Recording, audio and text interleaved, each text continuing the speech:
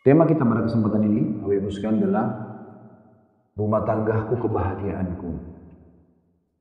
Mungkin Bapak Ibu yang sudah sepuh, sudah senior dalam rumah tangga, menganggap untuk apa tema seperti ini dibahas.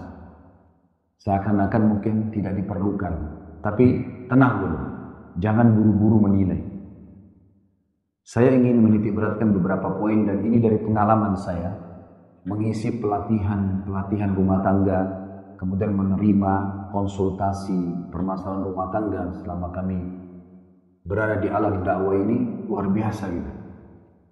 Banyak sekali hal-hal yang sebenarnya kalau orang faham teori agamanya tidak akan terjadi. Tapi ada orang berumah tangga 10 tahun cerai, ada yang sudah 20 tahun cerai, ada orang yang berjalan setiap hari berantem aja, ada orang yang tidak pernah mau berubah sikap dan sifatnya sebagai pasangan dalam hidup. Ya udah, saya begini, terima ya sudah, kalau nggak terima ya cerai. Tidak ada yang digambarkan dalam Al-Quran tentang rumah tangga itu akan dipenuhi dengan kasih sayang, cinta, dan perhatian. Yang pertama, titik beratkan poin ini, Bapak Ibu sekalian. Walaupun Anda sudah sepuh, sudah lama berumah tangga, ketahuilah rumah tangga itu adalah ibadah. Itu dulu. Banyak orang berumah tangga menikah hanya karena suka sama suka saja, bukan karena perintah agama. Akhirnya dia berjalan 10 tahun, 20 tahun dari akad nikahnya, nggak ada pahalanya. Karena tidak niat ibadah. Sama orang sholat tidak niat ibadah, cuma mau gerakan saja. Misal, ini ibadah. Bahkan saya bisa mengatakan, Bapak Ibu sekalian, rumah tangga itu adalah bahtera pahala dari ibadah yang sangat besar dan paling besar. Saya kasih contoh. Kalau orang lagi puasa, Ramadan misalnya, ya, dari mulai sahur sampai maghrib, ya, dia berada di bahtera puasa.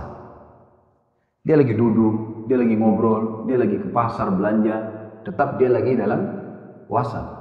Ada pahala puasa berjalan dari mulai sahur sampai buka puasa, kan begitu? Bisa dipahami ya? Nah, begitulah rumah tangga. Mulai akad nikah sampai salah satu di antara kita meninggal, itu bahtera pahala. Tapi syaratnya niatkan ibadah. Ustaz, saya kan sebagai istri cuma nunggu di rumah, pahala. Bahkan kata Nabi SAW, sebaik-baik tempat ibadah seorang muslimah adalah rumahnya. Dan lebih afdal lagi ibadah di tempat yang paling tertutup di rumahnya. Ya begitu. Ibu nunggu di rumah, nunggu suami pulang kerja, ibu nunggu anak-anak pulang sekolah atau ibu temanin, ibu merawat rumahnya, setiap jengkal rumah ibu rawat, ibu tata, pahala semua. Suami di luar sibuk dengan istri dan anaknya saja. Dia bekerja, hasil kerjanya diberikan kepada istri dan anaknya, pahala. Anak-anak selalu cari keridhaan orang tuanya, pahala. Orang tua sibuk mendidik anaknya dengan baik, pahala. Semuanya pahala. Di rumah tangga kita itu sudah sumber pahala yang luar biasa. Tapi ingat, syaratnya diniatkan ibadah. Nggak bisa enggak. Dasar hukumnya ibadah adalah surah yang masyhur, surah Ar-Rum, ya. Ayat 21, Allah Subhanahu wa taala berfirman, "Wa min ayatihi an khalaqa lakum min anfusikum azwajan litaskunu ilaiha wa ja'ala bainakum mawaddatan wa rahmah inna fi dzalika laayatin liqaumin yatafakkarun." Dan termasuk tanda-tanda kebesaran Allah, kita yakin Allah itu ada sebagai pencipta, yaitu Dia menciptakan dari diri kalian sendiri pasangan-pasangan kalian agar kalian merasa tentram kepadanya, dan dijadikan di antara kalian rasa kasih dan sayang. Sesungguhnya pada yang begitu benar-benar terdapat tanda-tanda kebesaran Allah bagi kaum yang mau berfikir. Jadi bayangkan Bapak Ibu sekalian, ya, ini tanda-tanda kebesaran Allah luar biasa dalam pernikahan itu. Coba renungi ini. Allah Subhanahu wa taala memberikan kita semua syahwat, keinginan untuk melampiaskan biologis. Normal.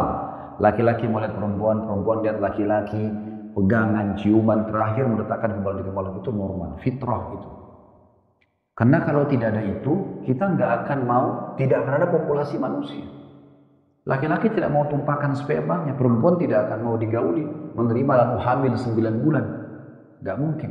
Allah memang hiasi itu. Allah sebutkan dalam Al-Quran, Zuyina linnasi hubbus syahawati minan nisa. Al-ayat. Allah telah menghiasi dua hal. Hub, rasa suka, dan syahwat. Ada syahwat. Dari kaum wanita. Wanita, laki-laki wanita kepada pria. Gitu kan? Jadi memang Allah SWT berikan itu. Tetapi Allah mengajarkan caranya. Ada dua cara yang benar dan cara yang salah. Ya. Cara yang salah, zina. Cara yang benar, nikah. Kan gitu. Dua-duanya sama. Orang kalau zina apa? Pelampiasan biologis kan? Jalan sama-sama, pacaran, ciuman, pelukan, semuanya kan? Tapi salah. Nikah sama, pelampiasan biologis. Tapi benar. Apa bedanya? Semua orang yang mau berzina pasti diikuti rasa takut. Khawatir. Ini masalahnya secara kejiwaan. Bagi laki-laki berpengaruh pada kualitas spermanya, bagi perempuan berpengaruh pada kualitas sel telurnya. Orang kalau biologis dalam kondisi takut itu beda. Sementara bibit manusia dia sedang pertemukan. Itu rasionalnya sedang dipertemukan. Dan akhirnya biologisnya juga tidak maksimal. Dosa besar karena zina. Kalau hamil, malu. Kalau orang hamil dari luar nikah, disembunyikan perutnya. Kalau perlu sampai aborsi, kan gitu. Permasalahannya karena pelampiasan yang salah. Padahal Allah kasih fitrah. Ada kemauan kita memang untuk itu. Dan kita lihat nikah. Subhanallah, nikah sama zina bedanya cuma 5 menit. Kalimat akad. Saya nikahkan kamu, anak perempuan saya terima nikahnya. Selesai. 2 saksi, ada mahar, ada kalimat ijab kabul tadi, sah. Setelah itu apa? Semua orang tahu. Malam pertama orang gak interaksi biologis. Tapi beda. Jiwanya senang, tenang, berarti pengaruh pada kualitas sperma dan sel telur yang akan jadi bibit manusia nanti. Berpahala. Dan kalau hamil, gembira. Semua ibu kalau hamil itu dari suami yang sah, ibu hamil ya? Iya, bangga nggak Pak? Beda sekali. Plus lagi kalau lahir anaknya, kalau tadi anak zina nggak jelas statusnya. Perlu ketahui ya, anak zina nggak ada status nasab. Kalau hukum syar'inya. Nggak boleh dinisbatkan pada ayahnya yang milik sperma. Itu karena bukan sah. Kemudian tidak ada warisan di antara mereka. Itu ketat sekali. Sementara kalau sudah nikah, anaknya anak sah. Punya hak nasab. Punya hak warisan. Coba. Makanya Allah bilang di pernikahan itu betul-betul tanda-tanda kebesaran Allah. Bagi kaum yang mau berfikir. Hampir di setiap kesempatan khutbah nikah, kami sampaikan ini. Dan saya selalu sarankan kepada bapak ibu yang sudah berumah tangga, ingat, jangan persulit pernikahan anak-anak. Jangan tunggu dulu dia harus sarjana, S2, S3, punya mobil, punya perusahaan baru nikah. Ibu dan bapak sudah punya pasangan. Dia tidak, gejolak syahwatnya bergejolak, maka dia akan bisa berbuat zina dan kita tanggung dosanya. Gitu kan? Kenapa kita tidak malu? Ini mohon maaf saya berikan contoh. Pada saat anak kita perempuan dijemput oleh pacarnya, paman, tante saya jemput ya si fulana. Baik silakan nak. Silakan apa ini? Silakan zina? Karena akan dibawa ke bioskop, ke taman, ada yang bawa ke kuburan. Hah? Oh iya. Iya kalau ziarah, kalau ambil pelajaran. Masalahnya zina di kuburan. Kenapa dibilang silahkan? Kenapa nggak jaga kemuliaan nama kita dan kedudukan anak kita, kemuliaan dia? Karena nggak bilang, kalau mau bawa anak saya nikah, selesai, nikah silakan, gitu kan? Kita tinggal tambah 1 piring makanan di atas meja makan kita, anak kita aman, kita pun aman. Nama baik kita aman, nama baik kita aman juga. Kalau dia hamil, cucu kita jelas status nasabnya, ada warisannya, kan gitu. Subhanallah, misalnya bulan depan datang laki-laki lain. Lalu tetangga tanya, siapa ini bu? Oh itu pacar anak saya. Loh yang bulan lalu mana? Sudah putus. Gak apa-apa, gak malu. Kenapa diputus? Anak saya gak suka. Bulan lagi depan ada lagi pacar baru. 7-8 kali ganti gak apa-apa. Tapi kalau pasang tenda depan rumah menikah, malu. Ajaib. Kenapa kita malu untuk menikahkan anak kita? Dan ingat poin penting. Jangan pelanggaran agama yang terjadi pada diri kita, Bapak Ibu sekalian, kita wariskan ke anak-anak. Ada ibu-ibu dulu hamil di luar nikah, anaknya juga begitu. Gak apa-apa ibu dulu gitu kok. Ayah dulu begitu kok, gak apa-apa, bebas. Nanti juga sadar sendiri. Subhanallah. Kenapa kita nggak tutupin kesalahan kita sama Sang Pencipta Allah dengan memperbaiki keturunan kita? Kalau kita umur 34 tahun, 30-40 tahun baru kenal Al-Quran, anak kita harus hafal Quran di bawah 10 tahun. Masih gitu. Kita baru tutup aurat di umur 40 tahun, anak kita dari kecil pakai jilbab, biasakan gitu.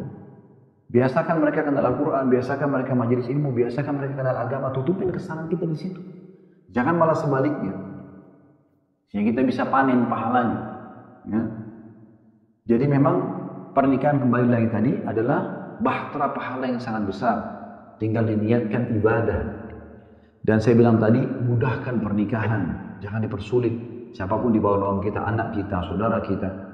Perhatikan firman Allah Subhanahu wa taala selanjutnya. Itu di dalam surah An-Nur ayat 32. Allah berfirman, "Wa ankihul ayyama minkum was-salihin min ibadikum wa imaikum iyakunu fuqara yughnihimullahu min fadli wallahu wasi'un 'alim." Surah An-Nur ayat 32 ya, surah nomor 24 ini Bu ya.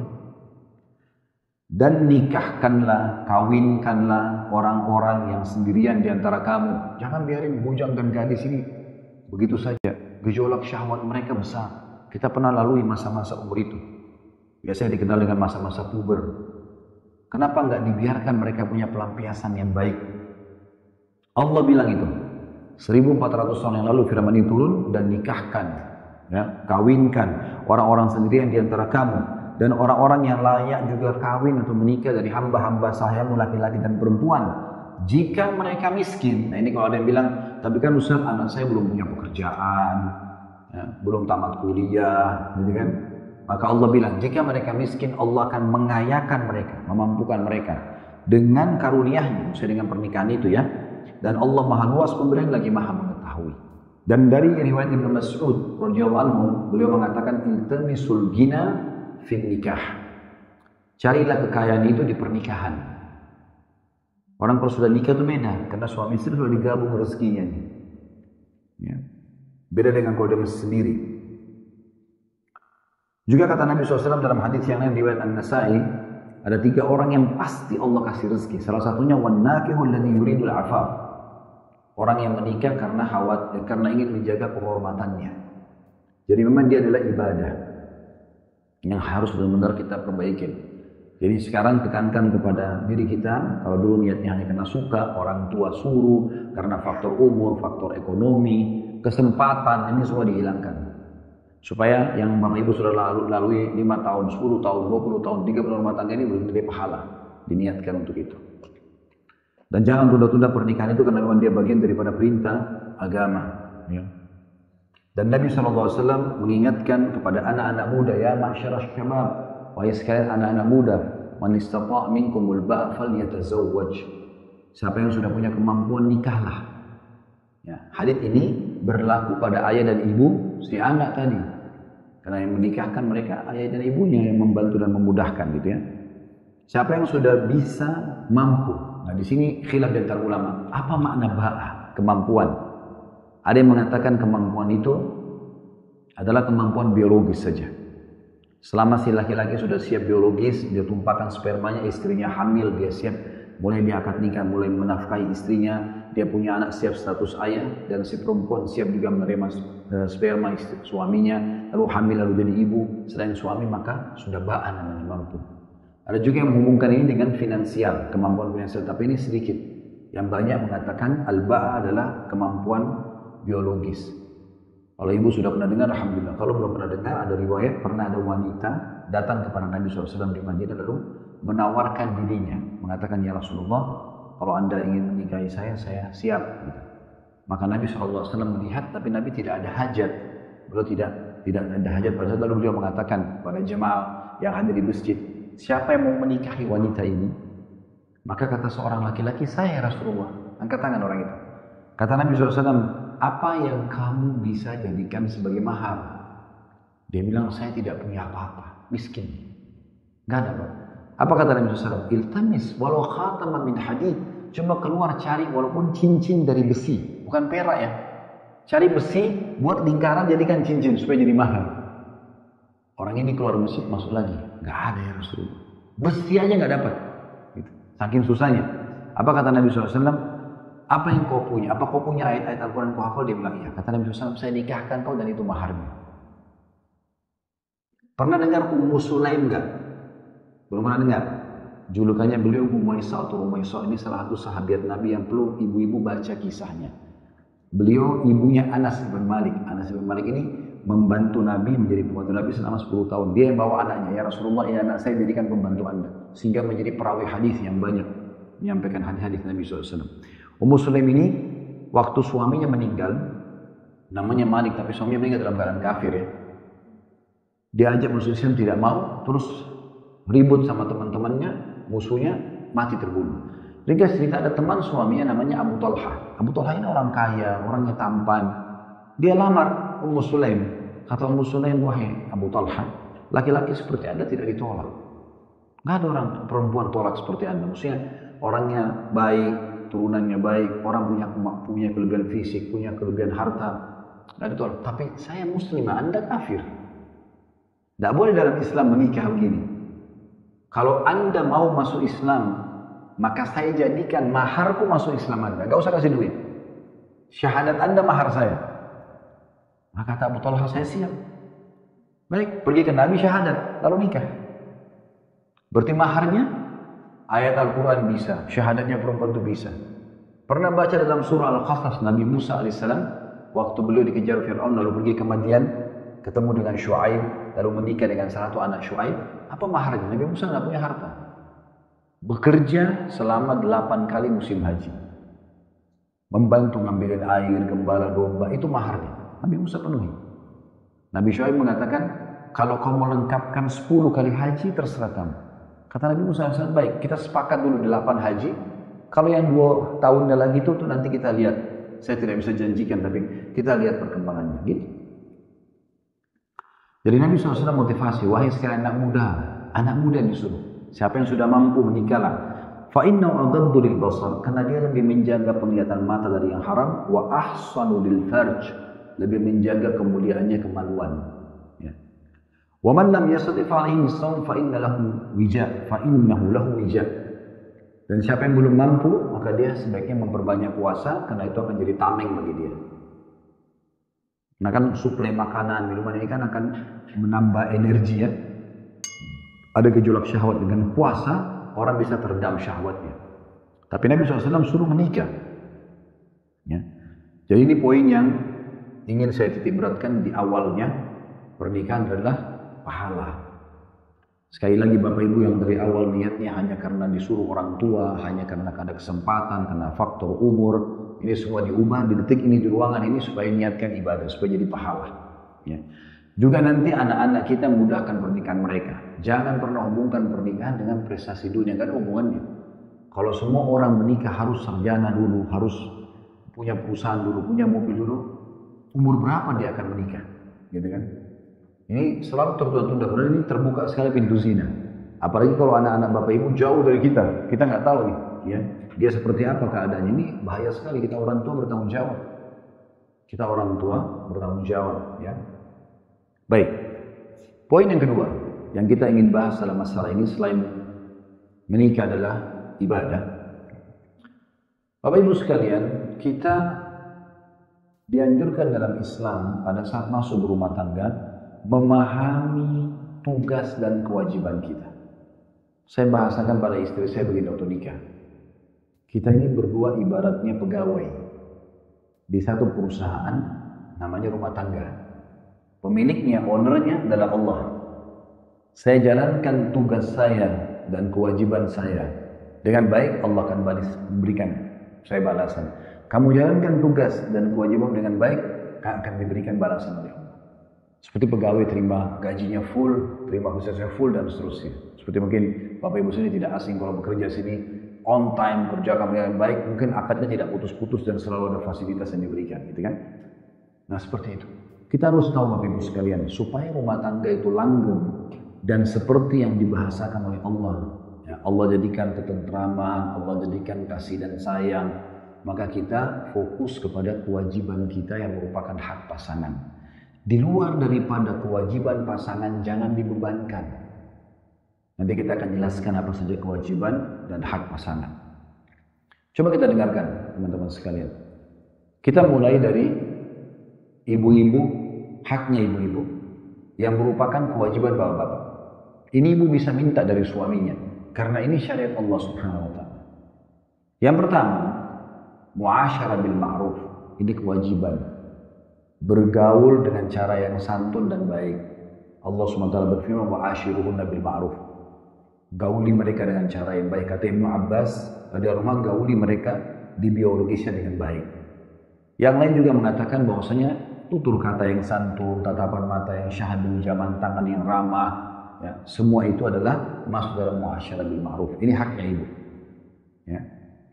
Jadi suami tidak punya hak untuk marah-marah, untuk bentak-bentak, kecuali ada terjadi permasalahan. Misalnya memang ibu disuruh sholat nggak mau, ya. Ada naudzubillah perempuan mungkin selingkuh, suaminya ingatkan nggak mau dengar. Itu sudah nusyud, namanya pembangkangan agama. Itu lain lagi dalam surah Nisa Allah jelaskan itu ya. Wallati takhafuna nusyuzuhunna fa'idhuhun. Yang kalian khawatirkan nusyudnya para kaum wanita bangkang, nggak mau jalan tugas sebagai istri, nggak mau tutup aurat, nggak mau sholat, nggak mau segala macam. Fa'idhuhun, ingatkan mereka dengan baik. Kalau mereka masih nolak, wahjuruhunna fil madaji'. Boikot mereka diranjang. Nggak digauli, gitu kan? Kalau juga masih nolak, wadribuhun, boleh dipukul, tapi pukulan kata ulama darbatun ghairu mubarrah, pukulan yang tidak boleh berbekas, nggak boleh wajah, nggak boleh tampar, nggak boleh segala macam. Tapi sebagian ulama mengatakan dengan kayu siwak diingatkan, ini nggak boleh, ini sudah salah. Kalau juga nggak mau baru cerai, gitu kan? Tetapi selama tidak terjadi itu, maka di sini kita harus tahu, ya, ada hak muasyarah bil ma'ruf, pergaulan yang santun dan baik. Kan indah sekali itu rumah tangga Bapak Ibu sekalian kalau si suami mau selalu cari pahala dari istrinya, selalu ingin memenuhi kebutuhannya, selalu ingin perhatian, selalu ingin tunjukkan cintanya, dan istri juga begitu kan, bahagia sekali. Ini jangan dirusak ini. Karena perlu Bapak Ibu tahu, iblis ya, itu paling senang kalau rumah tangga cerai. Itu lebih dicintai daripada dosa membunuh, dosa berzina, dosa judi, lebih dicintai sama iblis. Dalam hadis sahih, kata Nabi SAW, iblis memiliki singgasana di lautan. Ya. Dia ingin menyaingi Allah tapi tidak akan mungkin. Karena Allah punya singgasana di atas air, kata Allah. Karena arsyu alal ma'. Tapi tidak mungkin dia sama. Intinya, tiap hari ada saja melapor. Saya baru membuat orang membunuh, saya baru membuat orang judi, saya baru membuat orang zina. Ini iblis dianggap biasa. Semua orang bisa terjerumus di situ. Tapi begitu ada satu anak cucunya yang mengatakan, saya baru ceraikan suami istri. Lalu kata iblis, kamu jagoannya. Dianggap prestasi terbesar. Karena orang kalau sudah ribut rumah tangganya, maka akan pusing kepalanya. Akan rusak statusnya di masyarakat. Ya? Kan jadi tidak enak pandangan orang gitu ya. Oh ini cerai, oh ini gini dan itu. Misal contoh. Karena status ini, walaupun tidak semuanya itu aib memalukan, tapi tetap aja. Oleh karena itu harus hati-hati di sini. Maka muasyarah bil ma'ruf adalah poin yang sangat penting. Kita masih mulai dari laki-laki dulu ya. Ini merupakan hak ibu, nanti kita akan masuk ke kewajiban ibu yang merupakan hak suami. Yang kedua adalah nafkah. Nafkah ini 5 hal. Makanan, minuman, pakaian, tempat tinggal, transportasi, semampu suami.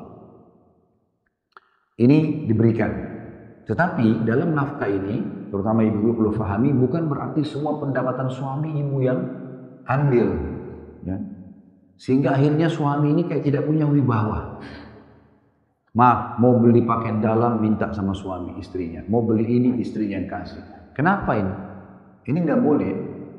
Saya pernah subhanallah umroh, ada satu jemaah kita. Saya tolong ya temani saya mau beli gamis. Oh iya insya Allah Pak, boleh. Nanti selepas sholat kita jalan. Begitu selesai sholat, kami makan siang terus. Saya bilang, sudah mau jalan Pak? Sebentar, saya lagi tunggu. Istri saya nanti isiin dulu ATM saya. Dia batasi, saya cuma boleh belanja sekian. Jadi semua pendapatannya istrinya atur. Saya langsung bilang, kenapa Pak? Nanti kalau uangnya kurang gimana? Cuma lagi istrinya. Kan tidak mungkin gitu. Yang benar, si suami duduk sama istrinya, berapa pengeluaran rumahnya kita duduk sama-sama yuk. 1, 2, 3, 4, 5, 6. Semua dirincikan. Oh ternyata butuh 10 juta rupiah misalnya. Yaudah ini 10 juta ya. Dikasih gitu. Tapi suami punya hak mengelola gajinya untuk kasih orang tuanya, untuk sedekah di masjid, kasih orang miskin dekat kantornya. Dia punya hak gitu. Nah nafkah ini yang ibu punya haknya, kita bicara haknya ibu adalah kebutuhan dasar tadi. Makan, minum, pakaian, tempat tinggal, transportasi, semampu suami. Kalau itu sudah disiapkan berarti sudah ada nafkah ini. Dan bagi suami haram hukumnya membekalikan nafkah. Karena kata Nabi SAW, kafalil mar'i ithman ayyudayyi'a ma yaqutu. Sungguh sangat berat hukuman bagi laki-laki yang membekalikan kewajibannya. Ya, nggak boleh sama sekali. Kalau ada suami pelit, nggak mau kasih nafkah, ibu mau makan dari mana dia nggak mau tahu. Ini terjadi di zaman Nabi SAW. Pernah dengar namanya Hindun? Istrinya Abu Sufyan. Nah dulu kan waktu perang Uhud dia benci sama Islam, tapi pembebasan kota Makkah masuk Islam dia. Ya, intinya setelah masuk Islam, dia keluh kesah sama Nabi SAW mengatakan, ya Rasulullah, Abu Sufyan orang yang pelit sekali. Dia tidak mau tahu saya makan dari mana. Maka boleh nggak saya ambil duitnya? Kata Nabi SAW, kalau itu benar yang kau katakan, ambillah secara ma'ruf. Maksudnya hanya sesuai dengan kebutuhanmu saja. Kalau lebih nggak boleh, berarti mencuri. Gitu kan. Tapi di saat keadaan betul-betul dia tidak mau tahu. Tapi kalau suami di awal bulan kasih ibu, ini bu ya, ini ya, misalnya belanjaan nafkah bulanan, udah. Berarti ibu sudah dikasih 1 bulan ke depan. Sebenarnya kewajiban suami itu per hari ya, harian. Jadi kayak misalnya hari ini saya punya wajib kasih istri saya. Kalau besok saya meninggal, udah gugur. Iya kan? Sekarang kalau ada seorang suami kasih dari awal bulan uang untuk 1 bulan ke depan. Pertengahan bulan suaminya meninggal. Berarti ada bonus 2 bulan tuh. Dia nggak punya kewajiban. Harusnya ibu bisa tahu menilai itu. Makanya kata Nabi SAW, sesungguhnya Allah tidak akan melihat kepada istri yang tidak tahu berterima kasih pada suami. Ya, memang itu ada nilainya. Yang jelas nafkah ini penting yang perlu diketahui. Jadi kewajiban suami, tapi juga jangan satu sisi ibu berlebihan dalam masalah nafkah ini. Kalau ada yang dia kasih di luar daripada kebutuhan dasar, berarti itu bonus. Jazakallahu khairan, terima kasih. Udah dikasih gitu kan. Dan harus ini selalu dinilai ya bu ya. Kalau dalam nikmat yang sedang Allah berikan, supaya kita selalu bersyukur, berikan nilainya. Saya sering kasih contoh di Indonesia itu, saya juga pernah bilang sama istri saya contoh ini. Kalau seandainya kita lagi kehujanan, lewat di satu depan rumah, hujanan deras nih. Lalu pemilik rumah bilang, bu, masuk aja sini, bernaung di terasnya aja. Kita enggak disiapin apa-apa, cuma bernaung sampai hujan selesai. Kira-kira bu, pada saat pulang, ya, kita di sana terus kita lewat rumah itu, kita selalu kenang nggak kebaikannya orang itu? Ya. Oh, itu rumah dulu saya pernah disuruh nunggu di teras. Itu cuma nunggu doang. Bagaimana kalau pemilik rumahnya siapkan pisang goreng, teh hangat? Pasti ibu kenang terus ya. Banyak istri suaminya sudah kasih naungan makanan bertahun-tahun tidak terima kasih. Salah aja suaminya. Nah ini nggak boleh. Ya, bu ingat ya, ibu hanya disuruh bakti dengan 1 orang ini saja. Ini saja. Karena nggak ada poliandri dalam Islam. Ibu nggak boleh punya 2 suami. Kalau 2 suami, ibu hamil siapa ayahnya nggak jelas. Makanya tidak ada. Tapi cuma kenapa satu ini dirusak? Kemas baik-baik dia, ibu mati, dia ridho masuk surga. Nanti kita bahas itu dalam masalah kewajiban. Tapi kita kembali ke masalah nafkah dulu. Itu yang kedua. Ibu boleh tuntut nafkah ini, ingatkan dia baik-baik. Kemudian yang ketiga. Tapi ingat ya, dalam meminta nafkah bu, jangan seperti nagih utang. Ya. Ingat ya, besok tanggal 1. Nah, masa mau minta hasil keringat orang? Ingat, ancaman. Nah, ada orang pakai seperti preman, mukanya cemberut, marah-marah, tangan di pinggang, ngamuk-ngamuk, karena belum masuk transferan. La haula wala quwata illa billah. Nah, ibu sudah tahu belum? Kalau sebelum nikah, ibu harus baik dan bakti pada ayah dan ibu, ya. Boleh nggak kita ngomong kasar sama ayah dan ibu? Boleh ya. Nah, setelah menikah, suami di atas ayah. Kalau ayah ibu bilang begini, nak datang ke sini. Suami ibu bilang, tunggu, jangan dulu, tunggu saya. Ibu wajib tunggu. Ayah sama ibu jadi nomor 2 setelah nikah. Itu bayangkan kedudukannya. Jadi harus hati-hati ya. Nanti kita jelaskan lebih banyak hadisnya. Ini saya bicara bukan karena saya laki-laki ya, karena ini hukum agama ini, ya. Ini hukum supaya jangan salah dalam masalah ini. Jadi kalau minta nafkah jangan seperti nagih utang. Saya pernah subhanallah ada satu retorika istri saya pakai menarik sekali gitu. Biasa saya kasih awal bulan, subhanallah waktu itu saya karena kesibukan lupa. Telat 1 hari gitu. Saya cuma lihat pas datang kok perubahan makanan di meja beda. Tapi dia nggak ngomong apa-apa, cuma menunya lebih sedikit, gitu kan. Saya lihat kok berubah, terus saya bilang, kenapa nggak seperti biasanya? Dia cuma senyum. Subhanallah dengan itu Allah sentuhin hati saya. Oh, saya lupa, oh maaf, saya lupa uang nafkah. Lalu saya kasih dia. Tapi nggak ngamuk-ngamuk, nggak marah-marah, nggak cemburu, tetap aja dia senyum.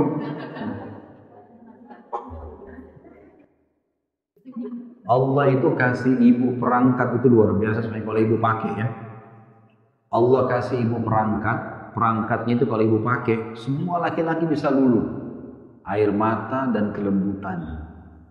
Iya, itu senjatanya. Jangan pernah hadapi laki-laki dengan cara laki-laki. Ibu pecahin piring satu, dia pecahin 1 rak. Karena dia itu kuat.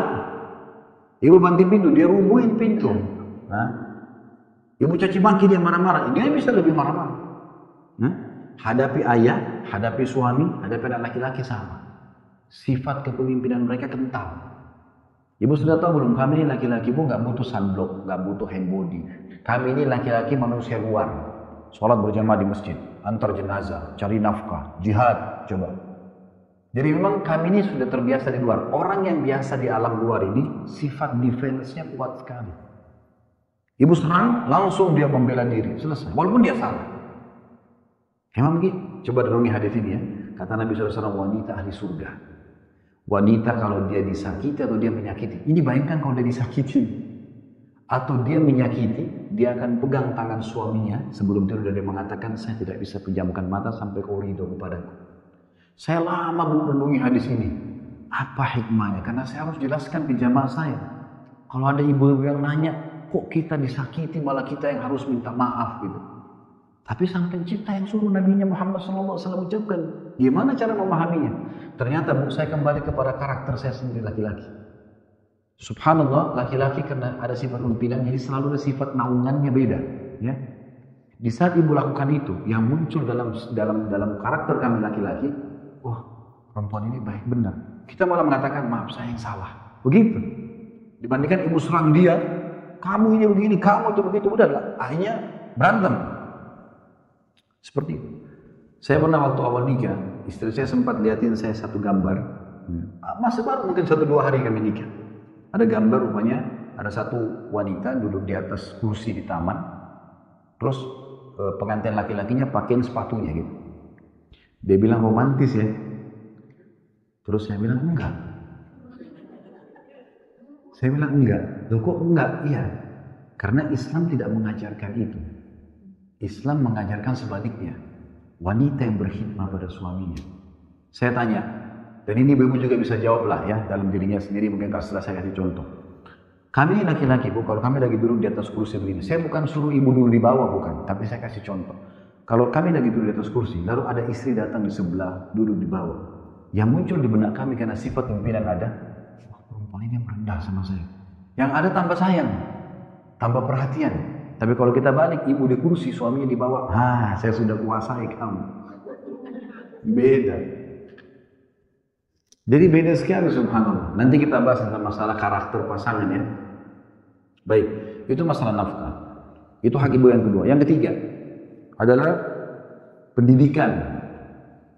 Pendidikan, terutama berhubungan dengan masalah pendidikan agama. Jadi suami ibu sudah benar diizinkan kalau hadir pengajian begini. Karena ini wajib kita belajar agama. Supaya tahu gitu kan. Dan tidak boleh suami egois tidak mengizinkan suaminya, istrinya belajar. Karena kata Nabi SAW, talabul ilm faridatun ala kulli muslim. Menuntut ilmu adalah wajib bagi setiap muslim. Terutama ilmu agama ya. Kalau ilmu umum itu hukumnya sunnah. Ilmu agama ini supaya ibu tahu. Oh kalau saya haid itu bagaimana, kalau nifas bagaimana, didik anak bagaimana, layani suami bagaimana, bagaimana kalau saya harus bangun sholat malam suami saya ada, kalau saya puasa sunnah suami saya ada, boleh atau tidak. Ini kan semua hukum butuh dijelasin.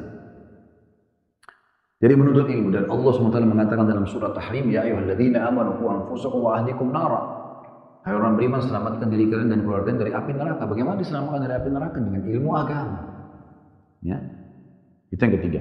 Yang keempat, perlindungan, keamanan, ini kewajiban. Jadi kayak sudah umum ya, subhanallah laki-laki itu rata-rata punya fitrah. Selama istrinya baik, istrinya pasti dia akan coba siapkan rumah yang bagus, dia akan siapkan fasilitas yang bagus. Ibu jangan heran, berarti itu efek daripada pelayanan kita, ya. Biasanya disiapin begitu. Itu memang Allah buat fitrah begitu. Semua laki-laki itu selama dia punya duit, dia pikirin bagaimana rumah lebih besar, bagaimana kendaraan lebih bagus, bagaimana sofa bisa diganti, bagaimana ini. Dia sudah pikirkan itu. Itu fitrahnya, alaminya.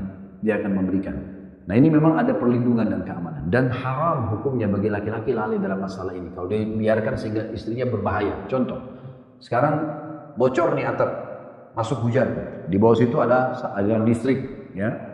Istrinya telepon, Mas, nih bocor nih listrik, khawatir nanti saya sama anak kesetrum. Oh iya, gampang nanti. Ditunda sama dia. Ternyata turun hujan, bocor, istrinya kesetrum. Suaminya berdosa. Kan perlindungan, nggak boleh. Ya, nggak boleh dibengkalikan, nggak boleh tunda-tunda. Itu kewajiban dia. Dan Allah Subhanahu Wa Taala menjadikan rumah itu memang tempat naungan istri. Gitu. Ya, bagaimana dia bernaung di rumah itu dan setiap jengkal rumah itu adalah tanggung jawab istrinya. Ini kan. Nanti kita bahas di masalah kewajiban. Tapi ini termasuk keamanan, ketentraman, ini adalah kewajiban suami. Makanya biasa suami itu berpikir untuk mencarikan tempat tinggal yang paling layak, mungkin di komplek yang aman, dan seterusnya. Nah ini termasuk kewajiban. Ini kurang lebih berkisar di masalah kewajiban. Dan yang kelima yang terakhir adalah biologis. Biologis, ya. Bagaimana seorang suami memenuhi kebutuhan biologisnya istrinya, ya. Jadi ibu punya hak untuk membahasakan itu kepada suami. Dan yang penting adalah kembali kepada konsep awal tadi adalah ibadah. Biologis bukan cuma karena syahwat kita bangkit, bukan hanya karena pasangan minta, enggak, tapi memang karena ini ibadah. Pernah Nabi SAW mengatakan, fi bid'i ahadikum shadaqah. Di kemaluan kalian ada sedekah, ada pahala besar. Sahabat kaget, ayati ahaduna ahlu walahu fi ajr. Ya Rasulullah, kami gauli istri kami dapat kenikmatan, kami dapat pahala lagi. Kata Nabi SAW, ara'aitu Allah wadatuhu fil haram alukumul wizr. Tidakkah kalian lihat kalau kalian letakkan pada yang haram, kalian dapat dosa? Tadi kafir halal, begitu juga kalau halal. Ya. Jadi memang itu ada pahalanya. Oleh karena itu syaitan di sini kata sebagian ulama sering kali membuat suami istri itu menjauh. Ya. Awal pernikahan semangat, lama-lama setahun, 2 tahun, 3 tahun sudah seperti saudara, hanya tidak ada interaksi biologis sama sekali, ini tidak boleh. Ya. Ini kewajiban. Kemudian kita pindah ke istri, ya. Yang merupakan kewajiban ibu, hak suami sekarang. Kita balik. Yang pertama sekali taat pada hal yang ma'ruf. Taat pada suami ini kewajiban pertama. Sebagaimana tadi suami muasyarah bil ma'ruf, menggauli dengan cara baik. Sekarang ibu harus taat. Apapun yang suami titahkan, perintahkan, minta, ibu penuhi selama bukan maksiat. Dan selama ibu juga tidak ada udzur syar'i. Maksudnya ibu lepas daripada usia, misalnya lagi sakit, ya mungkin beda. Tapi kalau tidak ibu ikuti. Temani saya duduk sini, ya. Temani saya safar, ya. Ayo kita ke rumah orang tua, ayo. Semuanya iya, selama bukan dosa. Dan ini banyak sekali dalilnya. Di antaranya coba ibu renungi baik-baik ya. Saya sering sekali merenungi setiap dalil yang saya sampaikan sebelum sampaikan pengajian. Saya coba renungi apa hikmahnya Allah ini luar biasa dalam dalil ini. Di antaranya bagi wanita ini luar biasa gitu. Kata Nabi SAW, wanita manapun yang menjaga 5 waktu sholatnya. Di sini tidak disebut sholat sunnah. Cuma subuh, duhur, asar, maghrib, isya. 5 menit paling. Ya. Jadi ini nggak disebutkan sholat sunnahnya. Nggak ada qobliyah, nggak ada ba'diyah, nggak ada duha, nggak ada sholat malam. Kalau ibu kerjakan bonus berarti. Istri manapun yang menjaga 5 waktu sholatnya. Berpuasa Ramadannya. Nggak disebutin puasa Senin Kamis, Ayyamul Bid, nggak ada. Puasa wajib saja. Kemudian mentaati dan melayani suaminya dengan baik. Kecuali pada saat meninggal, dia boleh pilih dari 8 pintu surga yang mana yang dia mau masuk. Ibu tahu pintu surga tertinggi, derajat tertinggi itu dihuni oleh para nabi-nabi, ya. Kaum laki-laki, nabi-nabi, syuhada, orang yang mati syahid, orang siddiq, orang yang jujur, ya, orang saleh. Kalau saya sama bapak-bapak yang hadir di sini, untuk jadi nabi-nabi sudah nggak mungkin. Ya. Jadi tutup Rasulullah SAW, Nabi Muhammad, nabi terakhir. Tidak ada peluang. Baik, orang syuhada, ini syuhada bu, harus pergi medan perang, ditusuk oleh musuh, itu pun kalau mati. Nggak gampang mati syahid. Ya. Dan dalam semua peperangan muslimin dari zaman Nabi SAW sampai nanti menjelang hari kiamat, pasti orang mati syahid lebih sedikit. Di perang Badar pasukan muslim 314 orang, yang mati syahid 60. Di perang Uhud pasukan muslim 700, cuma 70 yang mati. Sedikit sekali orang, karena orang syahid itu kata ulama, orang yang betul-betul paling ikhlas yang Allah pilih. Itu nggak gampang. Yang ketiga, Siddiq.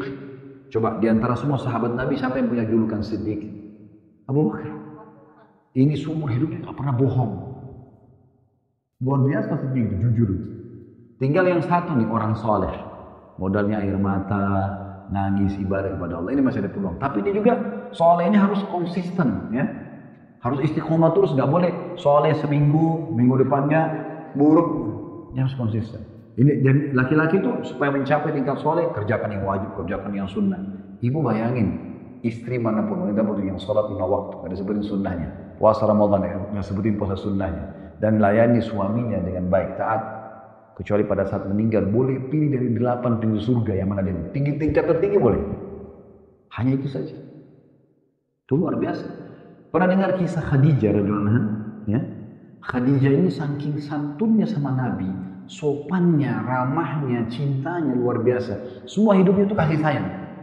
Sampai ulama sebagian mengatakan hikmah Allah menjadikan Khadijah yang janda lebih tua dari Nabi sebagai istri pertama Nabi itu karena memang Nabi butuh wanita yang seperti ini.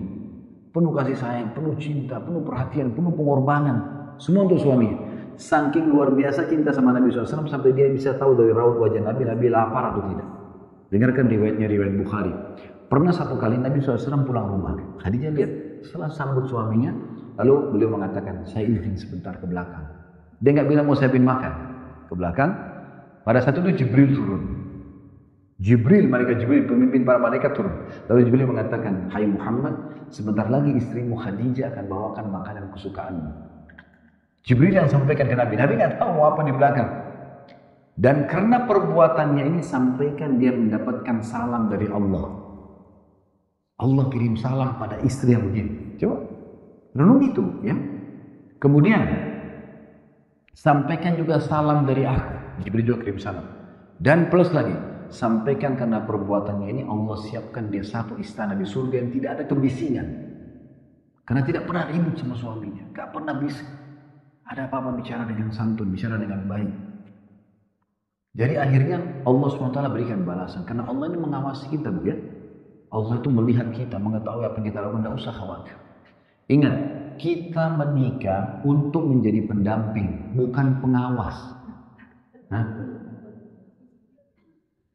dan saya selalu sarankan di pengajian tidak usah ambil tugasnya malaikat.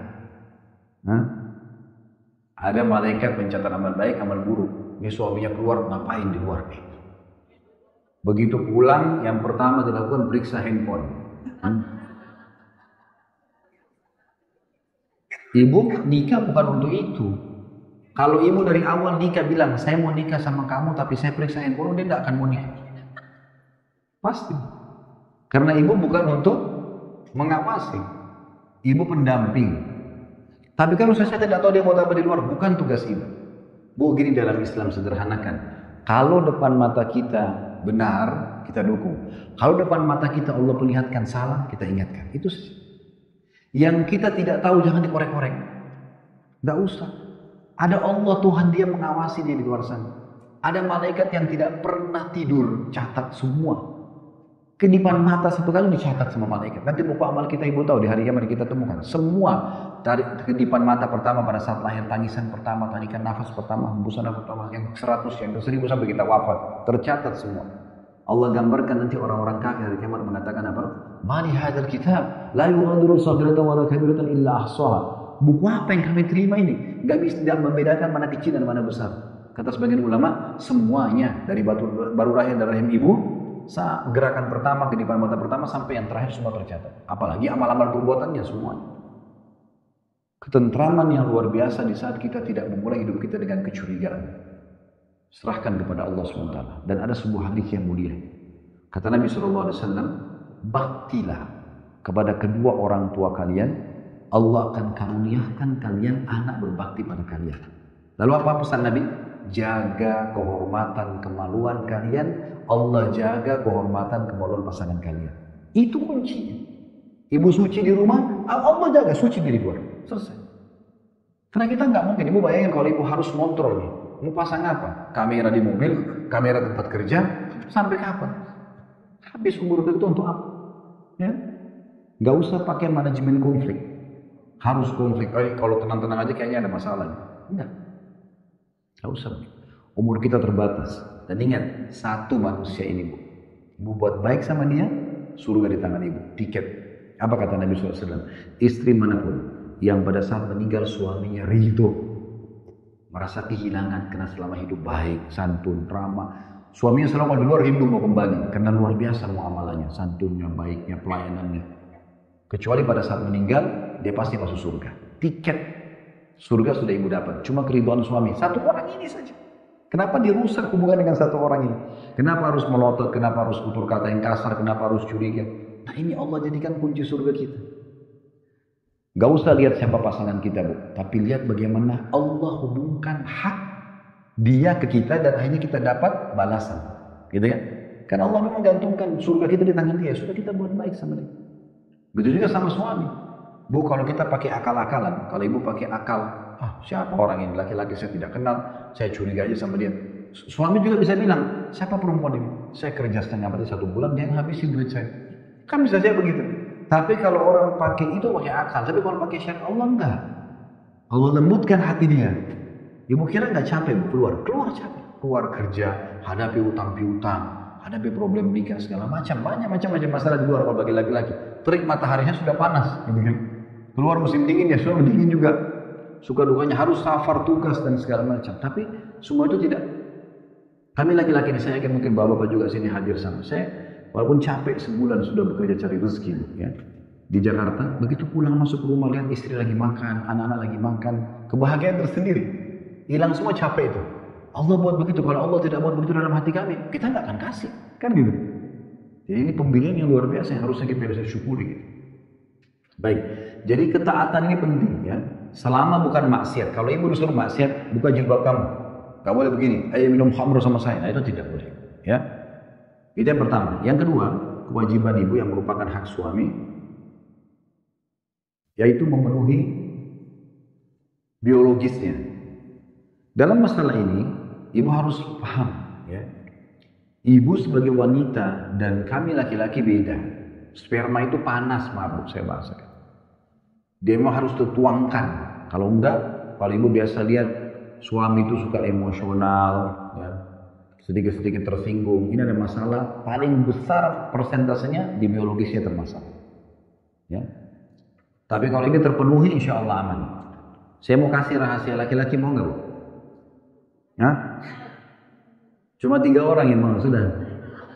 Yang lainnya nggak usah. Bu, laki-laki itu kalau terpenuhi 3 hal, insya Allah semua ibu mau dikasih. Mau nggak ibu bilang ini mau? Iya, semua iya mau. Mau nggak? Kadang-kadang belum kita bilang sudah iya. Ada satu jemaah kami begitu. Istrinya belum bicara, udah iya. Apa sih saya belum ngomong? Udah pokoknya iya aja deh. Sama saya jalan sama-sama mau belanja di Mekah sama Madinah. Loh kenapa ngomong gitu Mas? Ya udah iya aja sudah. Dia baik sama saya. Iya semua gitu. Jadi yang pertama itu pandangan matanya. Laki-laki itu beda. Mereka dominan akal, ibu dominan perasaan. Ya. Laki-laki itu kalau apa yang dia lihat dia suka, ya udah itu sebetulnya ibu sudah menguasai sebuah poin tuh. Penataan rumah, pakaian ibu. Ibu kalau sebelum nikah biasa pakai daster, sekarang suaminya nggak mau pakai daster. Jangan pakai daster. Gak apa-apa. Suami suka rambut panjang, ibu jangan potong pendek. Sampai ada salah satu kerabat kami, itu cerai gara-gara itu. Setelah sekian tahun menikah. Kenapa mau nikah? Saya ngasih tanya laki-lakinya, kenapa mau cerai? Sudah 15 tahun menikah. Dia duduk begini. Saya sangat suka dan saya terganggu dengan wanita rambut panjang. Sekarang rambut panjang itu saya jadi fitnah. Jadi ketarik. Jadi kayak mau kenal orang itu. Saya terganggu. Saya cuma minta istrinya supaya rambut panjang. Enggak, setiap rambut panjang potong. Dan bahasanya, kenapa rambut panjang, kenapa rambutnya dipotong? Ya udah saya begini, panas. Kalau nggak mau ya sudah. Loh, kok gitu jawabannya? Kenapa kalau rambut panjang tuh dapat ridho Allah, dapat pahala, dapat cinta suami? Kenapa gitu? Tapi gitu, gara-gara itu contoh misalnya. Maka ini harus hati-hati. Pandangan mata. Apa kata Nabi SAW? Wanita ahli surga, wanita yang kalau kau lihat padanya, kau akan bahagia. Senyumnya, penampilannya, dandanannya, semua yang suaminya suka. Bukan yang ibu suka. Nah, ya, karena untuk dia kan. Yang kedua, perutnya, makanan. Jadi kalau misalnya suami ibu suka sekali tempe, contoh. Ya udah, ibu mau siapkan menu apapun, tempe selalu ada. Gak apa-apa yang lain, tapi ini jangan. Ini jangan diganggu. Makanya nafkah itu kan salah satunya untuk digunakan makanan, minuman ya. Itu berpengaruh sekali. Gak usah banyak-banyak, yang penting dia suka. Penatanya juga rapi. Saya pernah ajarin istri saya berbagi. Kebetulan saya suka nata-nata, suka rapi-rapi. Jadi saya punya pengalaman itu, saya ajak. Saya bilang coba, beda nggak kalau ada nasi goreng. Nasi goreng ini sudah selesai goreng, kita tata di piring. Dengan kita sendok begitu saja, berantakan nasinya. Telurnya ditaruh aja, acaranya, kerupuknya berantakan, dihidangkan. Dengan coba ambil satu kop, ya, dicetak makanan nasi itu, tata acarnya di sebelah, telurnya rapi, beda nggak? Beda. Nah restoran tuh jual ini sebenarnya, penataannya sebenarnya menunya sama, tapi ini pengaruhnya besar. Melihatnya bagus, ya, sehingga ada cita, ada selera, nanti akhirnya perutnya terpenuhi. Nah yang ketiga, ini jadi saksi bahasan kita, karena ini hak dia yang kedua, yaitu masalah biologis. Selama ini terpenuhi insya Allah, maka ibu bicara apapun, iya. Tapi kalau pulang rumah berantakan, pakaiannya berantakan, badannya bau bawang, ya, ngomong mulutnya bau jengkol. Nah, contoh, makanan ada nggak? Saya belum masak, lupa. Oh tadi sudah dimakan anak, habis, nggak ada makanan. Atau kalau di meja itu makanan sudah dingin, dia sibuk dengan TV-nya, sibuk dengan handphonenya, dia nggak temani suaminya. Terus diajak biologis nggak mau, capek nggak mau. Terus kemudian setelah itu minta beli ini beli itu, mau dipenuhin, nggak bakalan. Kan gitu sederhananya begitu. Ini rahasia kami loh, saya sudah sampaikan. Nah, harusnya difahami. Nah, ini masuk dalam hal yang kedua, ya, masalah biologis ini. Dan yang penting dalam masalah biologis, dua hal saya ingin ingatkan. Perlu diketahui, Bapak Ibu sekalian, Bapak-bapak juga sama. Jangan lupa doa. Nah ini ibadah. Selalu doa, terutama bagi suami di sini.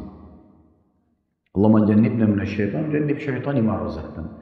Ya Allah, jauhkan kami dari syaitan dan jauhkan syaitan dari apa yang kau karuniai kepada kami. Apa kata Nabi SAW? Doa yang pendek ini. Siapa yang membaca ini pada saat mau biologis dan Allah karuniai anak, maka anak itu tidak akan diganggu oleh syaitan selamanya. Anak itu tidak akan nakal, insya Allah tidak akan gina. Doa. Nah yang kedua, jangan sebarin hubungan biologis itu. Jangan cerita, jangan bangga-bangga sama teman-teman. Kata Nabi SAW, orang yang paling buruk kedudukan di sisi Allah adalah orang yang seorang laki-laki atau perempuan yang sudah saling terbuka, sudah biologis, kemudian mereka menyebarkan rahasia itu. Dalam hadis yang lain, pernah Nabi SAW selepas sholat subuh mengatakan, mungkin seseorang di antara kalian cerita tentang interaksi biologis dengan pasangannya. Lalu kata Asma binti Yazid, radhiyallahu anha, seorang sahabat mengatakan, iya ya Rasulullah, laki-laki dan wanita di Madinah melakukan itu. Kata Nabi SAW, jangan kalian lakukan itu, karena perumpamaan itu seperti syaitan laki-laki ketemu dengan syaitan perempuan di jalanan, lalu mereka interaksi biologis, lalu orang-orang semua melihatnya.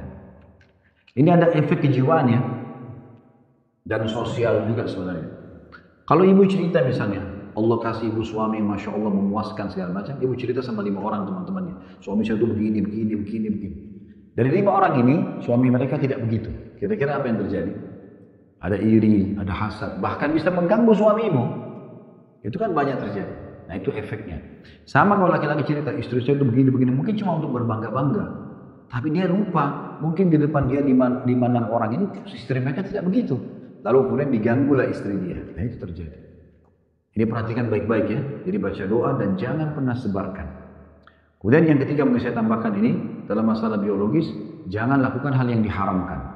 Semua boleh, kecuali meletakkan kemaluan di dalam bubur, maaf, laki-laki ke perempuan, atau meletakkan kemaluan di dalam kemaluan lagi haid dan nifas. Selain ini boleh, gak ada masalah. Semuanya boleh dikerjakan. Yang ini tidak boleh. Ini haram. Tapi kalau lagi haid, suami saya mau mendekat, boleh interaksi. Tapi gak boleh kemaluan di kemaluan. Kata Aisyah radhiyallahu anha, ini bukan aib untuk disampaikan ya, karena ini riwayat. Dalam hadis Bukhari, Aisyah mengatakan Rasulullah SAW kalau ingin menggauli kami sementara kami sedang haid, maka beliau suruh meletakkan kain, mengeraskan kain di tempat keluar haid, maksudnya di kemaluan, lalu beliau menggauli kami.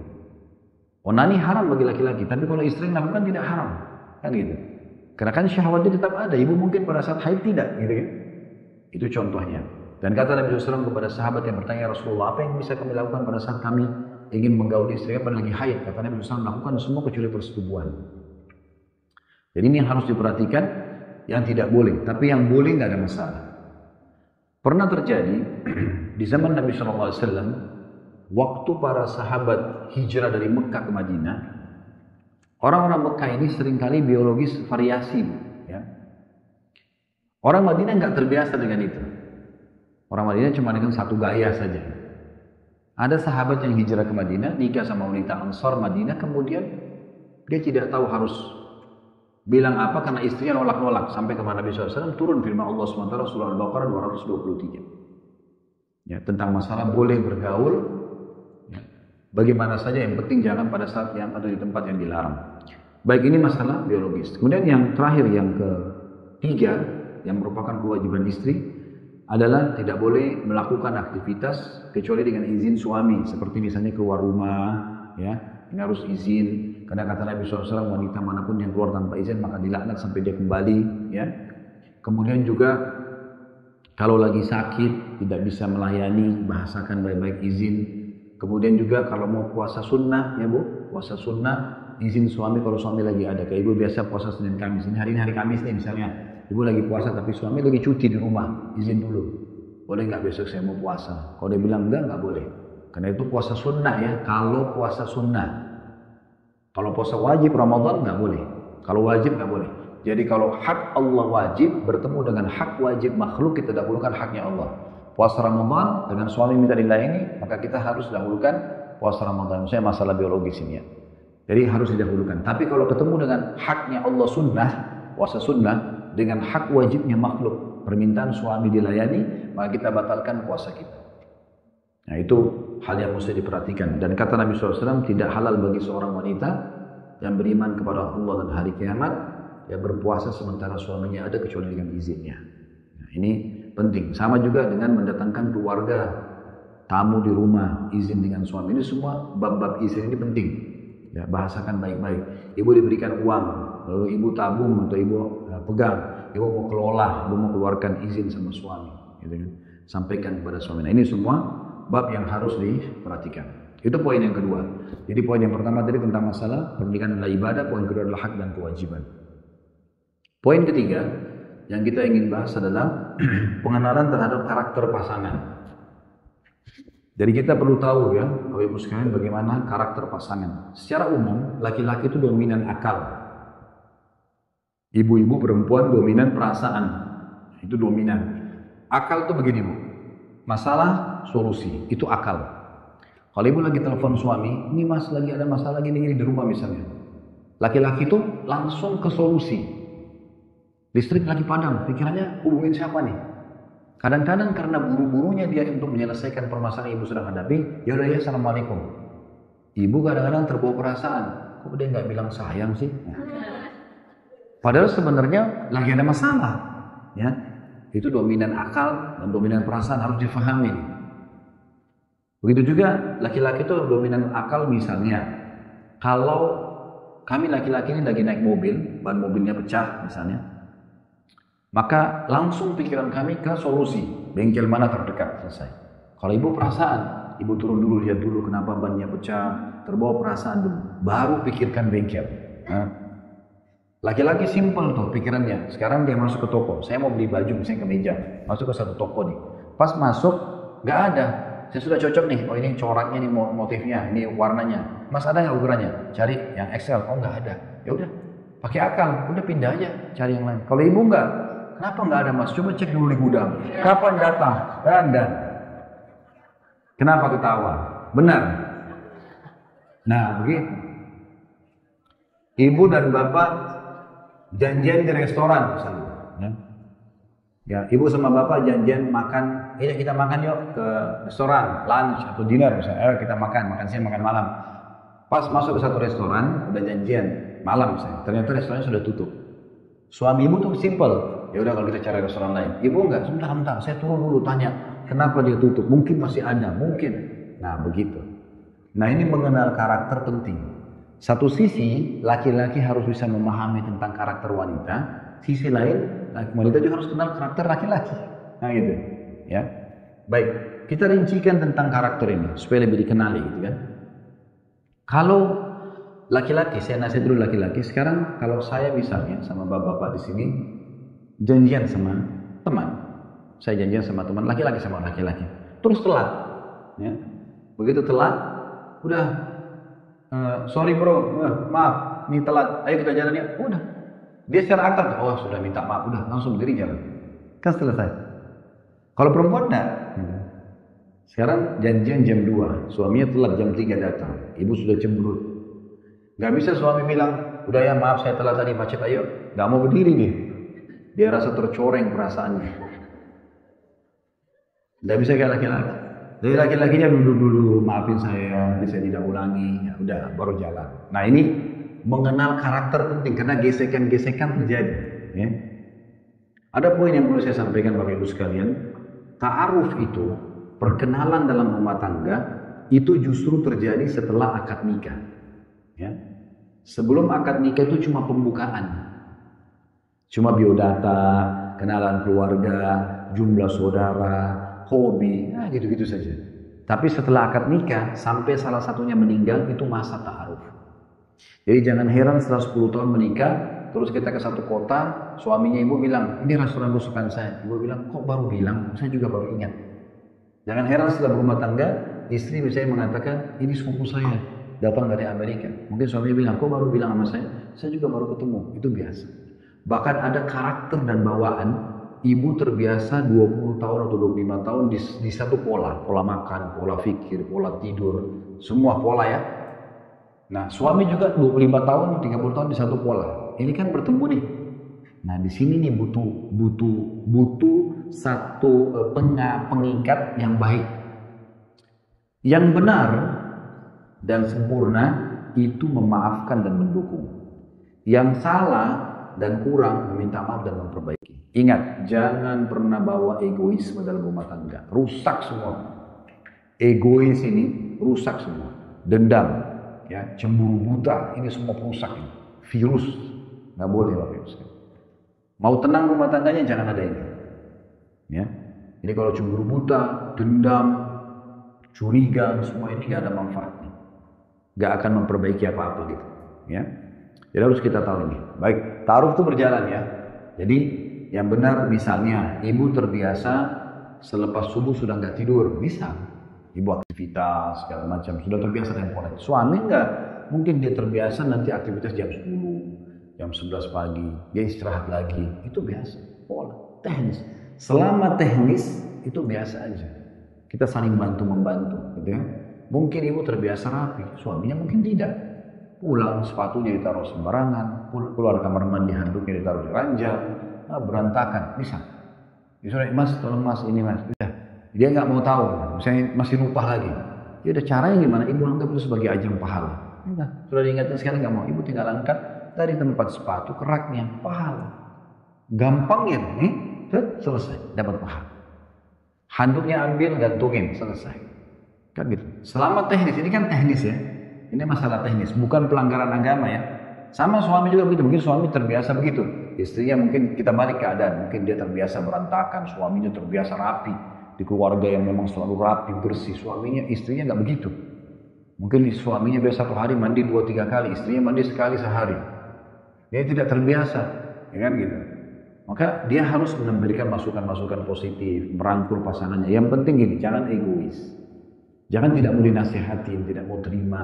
Jangan. Karena itu rumah tangga akan langgeng nanti kalau kita begini. Ini masuk dalam bahasan masalah pengenalan karakter ya.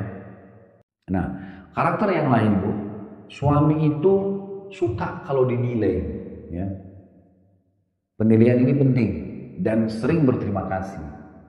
Itu penting. Ya. Jadi kalau misalnya suami kasih apa aja, ibu selalu bilang terima kasih ya mas, kasih ya, ucapin terima kasih, biasakan itu. Ibu biar masak tiap hari, suami nggak bilang terima kasih, ibu biasa aja. Tapi kalau suami beda. Ada bahkan sebagian suami bukan ingin bahagiakan istrinya sampai utang. Utang sana sini, belikan handphone baru. Tapi karena bukan seperti yang istrinya suka, ini handphone apa? Nggak dinilai. Padahal kesian mungkin dia sudah berkorban utang sana sini gitu ya.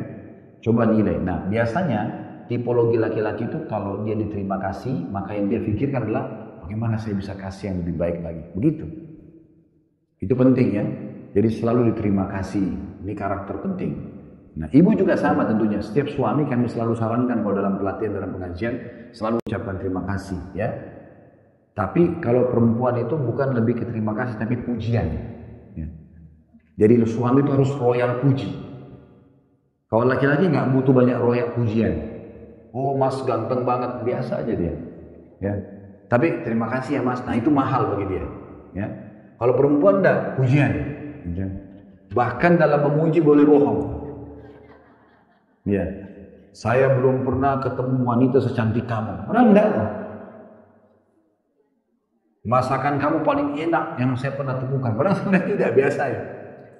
Itu dalam memuji ya, ingat, hanya batasannya memuji di sini ya. Contoh saja, mas makanannya enak, enak banget. Nah itu beda, kalau laki-laki berarti kita terima kasih, perempuan ada pujian, ini karakter ya. Karakter. Dan karakter yang lain, perempuan itu pendendam, laki-laki enggak. Contoh, mau contoh enggak? Kalau bapak ibu pernah bertengkar di WA, kemudian sudah baikan, saya yakin suami ibu sudah hapus WA-nya semua. Kalau ibu disimpan. Ini sebagai barang bukti. Bukti apa? Kan sudah baikan. Ini dendam, enggak boleh. 1 tahun kemudian lagi enak-enak minum teh sama-sama di taman, tiba-tiba terlintas bahasan, kok pernah lakukan? Kapan? Ini buktinya. 1 tahun yang lalu. Untuk kalau laki-laki umumnya tidak. Saya banyak tanya, saya survei ke lapangan tanya ikhwah, iya kalau sudah baikan sama istri sudah, dia tidak mau baca lagi, dia nggak mau tahu itu. Pokoknya sekarang ke depan, udah dihapus sama dia. Makanya rata-rata di WA-nya nggak ada tuh pertengkaran sama istri, nggak ada. Tapi kalau istrinya masya Allah, per tanggal, per bulan, lengkap sama tahun-tahunnya, data-data. Ini nggak boleh, ini bukan hal yang positif ya, ini nggak boleh. Kita selalu buka lembaran baru. Nah rumah tangga kalau mau langgeng bu, bapak sekalian, kita selalu buka lembaran baru. Karena kita ini menikah sama seseorang, yang orang ini punya pola lama, kita juga punya pola lama. Yang penting siapa yang benar, yang sempurna, membantu dan memaafkan, siapa yang salah minta maaf, jangan egois, sudah selesai, akan aman gitu. Nah, ini juga karakter ini, yang harus difahami ya. Kita kalau lebih banyak kenal karakter kita itu, insya Allah akan sendirinya, kita akan bisa, lebih langgeng dalam rumah tangga itu. Baik, sebagai penutup, dalam masalah rumah tangga bahasan kita poin keempat, judulnya gini, jangan libatkan orang ketiga kecuali ahlinya. Ya, ini penting. Jangan libatkan orang ketiga kecuali ahlinya. Bu maaf ya, saya tidak singgung, saya tidak tahu ibu-ibu ada di sini, tapi jangan konsultasi rumah tangga pada janda. Jangan konsultasi bapak-bapak rumah tangga pada duda. Jangan konsultasi dengan bujang, dengan gadis, gak boleh. Karena mereka gagal. Baik gagal atau belum rumah tangga. Ada satu kasus, banyak kasus, tapi di antara Indonesia pernah ada yang konsul sama kami. Ribut suami istri sampai bercerai, gara-gara apa? Istrinya setiap ada masalah sama suaminya, konsul sama adiknya masih gadis. Gak ada pengenalan rumah tangga, adik ini pusing, udah kak cari aja. Kesimpulan terakhir begitu. Adiknya gak ngerti, gak ada punya pengalaman gitu, kan gak tahu. Kakaknya ikutin. Ribut sama suami minta cerai. Kenapa begitu? Ada yang konsultasi sama janda sama bujuk duda. Dia, sudahlah, saya juga pernah alami kok, cari aja. Nah, ini kan ngaco semua ini. Terus di mana Ustaz konsultasi? Konsultasi. Ingat, curhat hanya kepada Allah. Kalau curhat, tuangkan semua wudu, sholat di sejadah, ibu nangis di situ, silakan. Itu yang bisa. Kalau konsultasi, libatkan orang ketiga ahlinya. Masalah agama ke ustaz, masalah penyakit ke dokter, selesai. Konsultasi, dok, kepala saya pusing dok, sudah 2 hari, apa obatnya? Itu konsultasi. Kalau dok, saya cerita dulu ya, nah itu curhat namanya. Nggak bisa. Ustaz, suami saya ucapkan kalimat tolak, jatuh nggak ya? Konsultasi. Baik, nanti kalau ditanya lagi, kapan diucapin Bu? Emosi atau tidak? Oh enggak gini, baik enggak jatuh, selesai. Gitu ya. Ustaz, saya cerita dulu ya, tahun lalu saya begini. Oh panjang, terakhir hanya untuk tanya kalimat tolak jatuh atau tidak. Jadi jangan biasakan curhat dengan manusia. Dalam sebuah hadis kata Nabi SAW, siapa yang menggantungkan nasibnya pada Allah, Allah akan penuhi. Siapa yang menggantungkan nasibnya pada makhluk, Allah akan biarkan dia dengan makhluk itu. Biasakan begitu. Pernah dengar nama Sufyan ats-Tsauri rahimahullah, ulama tabi'in. Orang ini terkenal punya julukan Sajjad. Orang yang suka sekali sujud. Dia itu kalau sujud di Mekah, ya, tidak angkat sampai semua sudah dituangkan kepada Allah. Ya Allah begini, ya Allah begitu. Sampai diangkat kepala dia sudah plong. Nah itu curhat namanya. Tapi kalau konsultasi jangan. Kalau sama manusia jangan. Manusia hanya konsultasi. Ini penting. Jadi libatkan orang yang ahli di bidangnya. Ya, tidak mungkin kita bicara listrik sama orang lain. Misalnya seorang yang tukang masak misalnya, mungkin tidak nyambung, dia nggak ngerti. Maka seperti itu. Konslet, banyak rumah tangga konslet rusak ini gara-gara begini. Orang ketiga ini dilibatkan sama dia. Apalagi orang baru kenal, langsung duduk, kenal di pengajian, kenal di mall, duduk langsung ngobrol. Oh, suami saya itu begini. Dia tidak tahu orang ini siapa. Bu, kalau ibu bicara sama seseorang, kalau itu orang yang kita cintai, misalnya orang tua kita tuangkan permasalahan kita sama dia, kita sedang menyedihkan dia. Kalau itu orang musuh kita, maka kita menyenangkan dia, karena dia punya poin kelemahan kita. Maka harus kembali kepada ahlinya. Ini poin terakhir yang kita bahas dalam masalah rumah tangga. Nah, sebenarnya Bapak Ibu sekalian, rumah tangga kita itu adalah sumber kebahagiaan.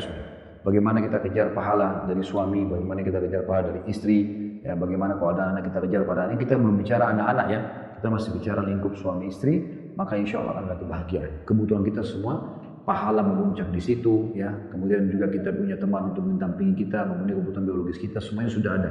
Maka jaga ini baik-baik, ya. Dan sebagai menutup kata Nabi SAW juga hadis yang mulia, orang yang paling sempurna imannya adalah orang yang paling baik akhlaknya, dan orang yang paling baik akhlaknya orang yang paling baik pada istrinya atau pasangannya. Dan ketahuilah aku orang yang paling baik akhlaknya pada pasangannya. Jadi kita bagi contoh, harus baik, santun, ramah dan seterusnya. Allahu a'lam.